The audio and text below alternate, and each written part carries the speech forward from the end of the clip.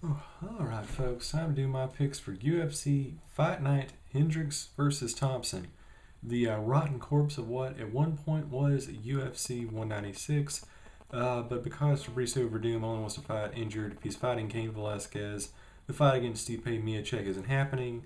So Dana White decided, you know what, it's absolutely insane to ask people to pay $60 for a high definition version of this card. He's going to put it free on TV. So maybe good. That's actually a positive. You take a negative and turn it into, lemonade. I like that.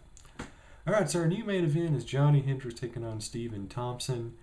Interesting matchup. Johnny Hendricks, last time we saw him, he couldn't cut weight and almost died from dehydration. Stephen Thompson, a really talented guy with some really flashy kicks, only has one loss in his record. I believe I was actually in attendance for that fight, too. It was his matchup against Matt Brown when he was going on his resurgence. But yeah, Stephen Thompson, very talented fighter. Johnny Hendricks also got that heavy left hand. Just looking at the statistics here, these are all supplied by Fight Metric. Hendricks 17 and 3, 11 and 1 for Thompson. Average fight time 12 minutes 20 seconds for Hendricks, 9:07 for Thompson. Height advantage, actually a pretty big tilt goes towards Thompson. Reach advantage, huge advantage for Thompson. Southpaw against Orthodox. Hendricks is the Southpaw. And believe it or not, these guys are pretty close to being the same age. There's a little bit of an age difference. Johnny Hendricks is older by a few months, but not by a lot. All right, strikes landed per minute. Stephen Thompson, 4.68 to 3.62 for Hendricks. Striking accuracy, pretty much even. Strikes absorbed per minute, 3.59 for Hendricks, 3.04 for Thompson. And defense striking against significant strikes, pretty much even. Takedowns per fight is where things get a little different. 4.44 per 15-minute fight for Hendricks, only 1.17 for Thompson. Takedown accuracy. Believe it or not, Thompson actually has the advantage. He's getting about 55% for 48% for Hendricks.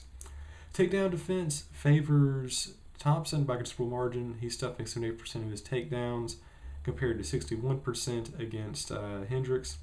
And submissions, not really a factor here, but it favors Hendricks 0.4 per 15-minute fight, whereas Thompson just does not go for submissions whatsoever.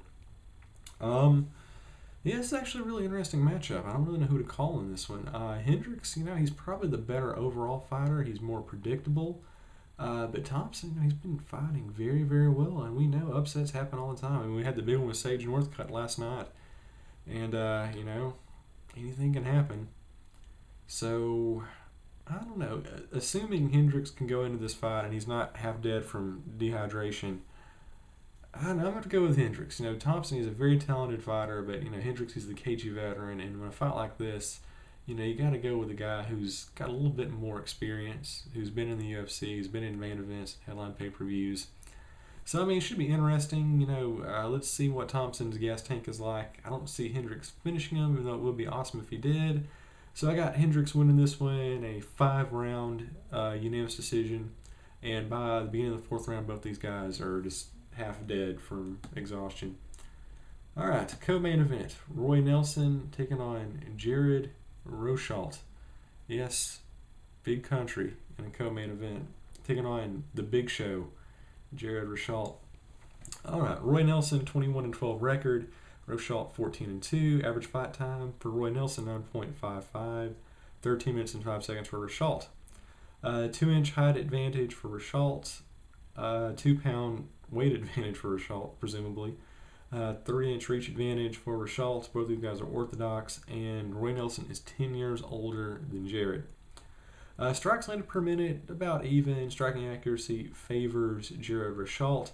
Strikes absorbed per minute, this is insane. 1.31 absorbed per minute for Rosholt.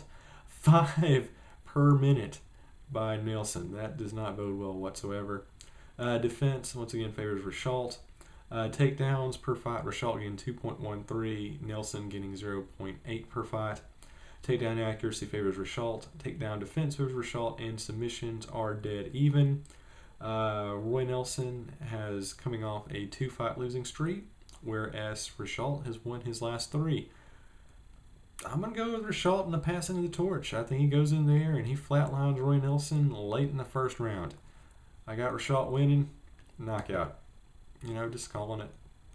And oh goodness, we are getting all shades of Strike Forcey up in here because up next we've got a light heavyweight contest between OSP and Rafael Cavalcante. No, it is not the year 2012, and Strike Force is not still around. This is actually happening in the UFC. OSP 18-7, Rafael Cavalcante 12-6 with one no contest. Average fight time for OSP 3 minutes longer than Rafael. Let's see, 2-inch height advantage for OSP. A huge reach advantage for OSP. Southpaw is OSP, Cavalcante orthodox, and Cavalcante is 3 years older than OSP. Strikes landed per minute favors Cavalcante. Striking accuracy pretty much even, but strikes absorbed per minute 3.66 for Cavalcante compared to 1.95 for OSP. Defense pretty much even. Looks like OSP is getting about twice as many takedowns per fight as Cavalcante. Also has better accuracy. Takedown defense is about even, and it looks like OSP is actually averaging about 4 times as many submissions per 15 minutes than Cavalcante. And not much to say. Cavalcante is coming off 2 losses to Ryan Bader and Patrick Cummins, and obviously OSP had the loss to Tex Sierra. So both these guys go in here trying to kind of get on the winning ways. I mean, it should be interesting, but just looking at the raw data, I'm going to have a hard time going against OSP. I think he takes down Cavalcante in the second and finishes him off. I have to go with the TKO in this one. All right, flyweight matchup. Joseph Benavidez versus Zach Makovsky, which I think we've had this fight 4 or 5 times now. It just seems like every time you have a UFC on Fox Sports show, you have to have these 2 guys fighting. All right, let's go down the data. 23-4 for Benavidez, 19-6 fight record for Makovsky. Average fight time 15 minutes for Makovsky. That's a pretty big spoiler. 11:28 for Benavidez. Same height, same weight, virtual reach, both southpaws. Age, Benavidez is about 1.5 years older, but really not that big of a deal. Strikes landed per minute favors Benavidez. Striking accuracy favors Makovsky. Strikes absorbed per minute favors Makovsky. Defense pretty much similar. Takedowns averaging per 15 minutes. Makovsky is easily doubling Benavidez production.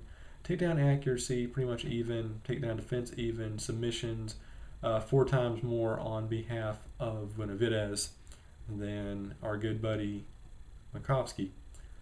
Let's see. Goodness. Benavidez, he's got 4 victories in a row.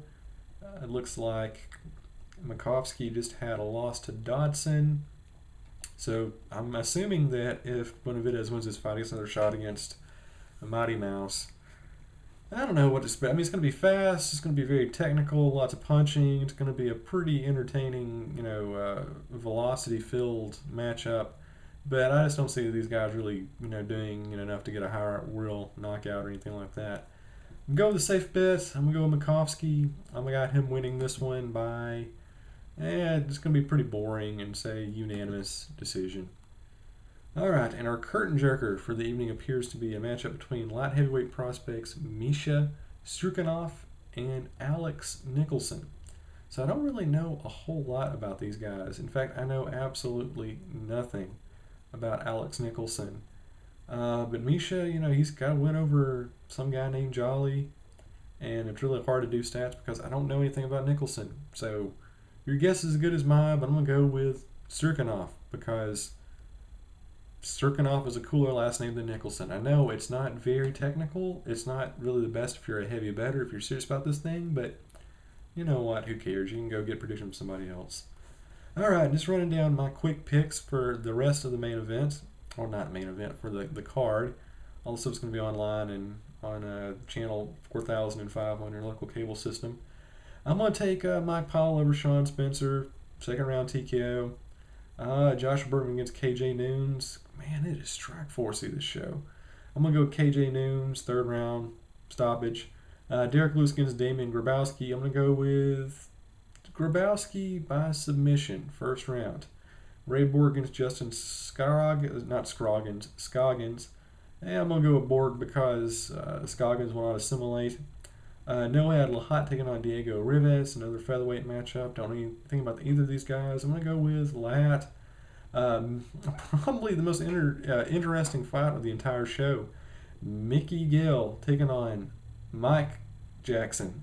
Now, everything I've read before this has been Michael Jackson, but I wonder why a fighter named Michael Jackson would want to change his name from Michael Jackson to Mike Jackson.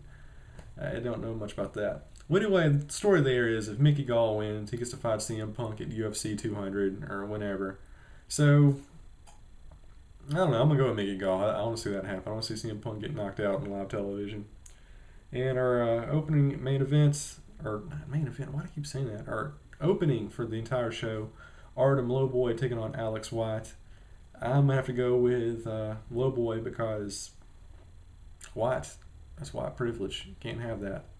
So there we go. That's my picks for this really sort of underwhelming looking show, but at least we don't have to pay for it. So there we go. So to recap the big five fights, got Hendricks over Thompson, decision.